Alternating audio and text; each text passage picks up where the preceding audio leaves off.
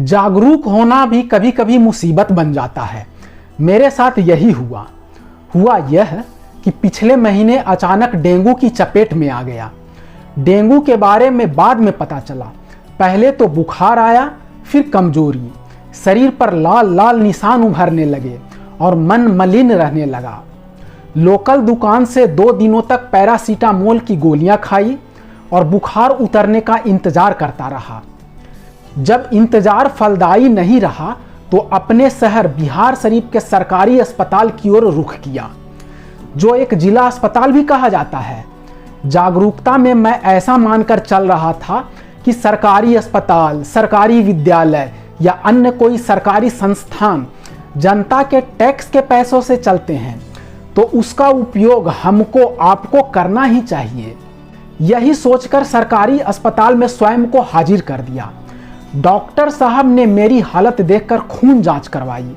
खून जांच में डेंगू का लक्षण निकल आया तथा प्लेटलेट्स 15,000 बतलाया।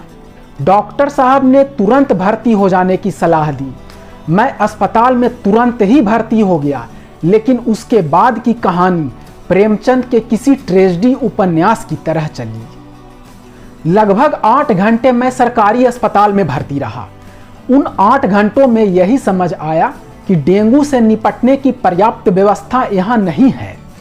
कुछ नौसिखिए लड़के वहाँ कंपाउंडरी कर रहे थे। जैसे तैसे उन्होंने मेरे हाथ में सुई खोसकर एक सलाइन वाटर बॉटल लटका दिया, जो अगले 8 घंटों में आधा भी खत्म नहीं हो सका। इसके बरक्स न कोई दवाई देने आया, न कोई डॉक्टर कैफियत पूछने। वहाँ थोड़े मरीज और भी थे भर्ती, जो आपस में अपना दर्द बांट रहे थे। उन 8 घंटों में बार बार यही एहसास हुआ कि यह अस्पताल नाम भर का अस्पताल है। बाकी जितना बीमार मैं हूँ, उससे ज़्यादा बीमार तो यह अस्पताल है। बिहार को यूं ही देश का बीमारू प्रदेश नहीं कहा जाता।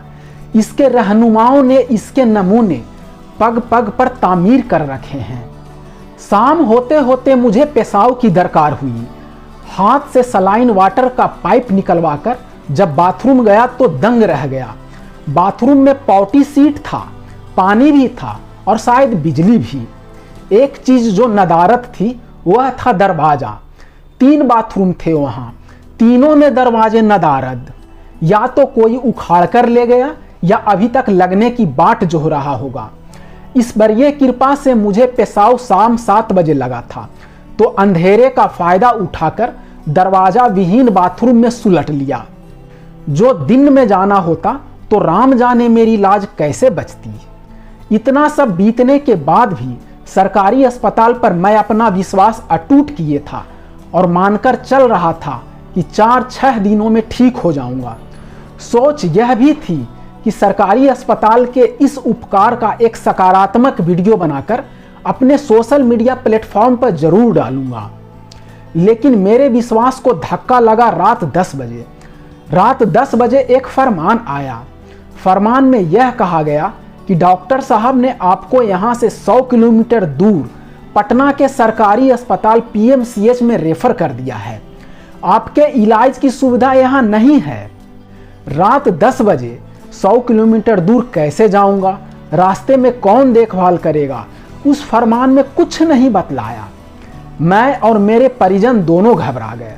फिर क्या था, उसी घबराहट में रातों रात मुझे एक प्राइवेट अस्पताल में भर्ती करवाया गया और इलाज शुरू हुआ। इसके बाद की कहानी में ज़्यादा दम नहीं है। बस इतना है कि 70,000 रुपये खर्च करने के बाद मैं डेंगू से अपनी जान बचा पाया। उस बात को हुए अब 1 महीना होने को आया, लेकिन थोड़ी कमजोरी और आत्मविश्वास की कमी अभी भी है, जो आगे दूर हो जाए। पर वह मलाल कब दूर होगा कि हमारे आपके टैक्स के पैसों से जो सरकारी अस्पताल चलता है, वहां पर्याप्त और बेहतर इलाज की सुविधा क्यों नहीं मिल पाती? क्यों जरूरत के समय सरकारी अस्पताल अक्षम, असहाय और नंगा खड़ा रह जाता है? इस घटना को लेकर आजकल मेरे जहन में प्रशांत किशोर का वह स्टेटमेंट बार बार घूमता है कि बिहार के लोगों ने अस्पताल इलाज के लिए वोट दिया कब था, जो अब नहीं मिल रहा। यहाँ के लोग 5 साल रोएंगे अस्पताल के लिए, पढ़ाई के लिए, रोजगार के लिए, लेकिन वोट के दिन सब भूल जाएंगे। याद रहेगा तो केवल अपने जात का नेता कौन है। तो कैसे अस्पताल इलाज मिलेगा रे भाई? नहीं मिलेगा। जय हिंद।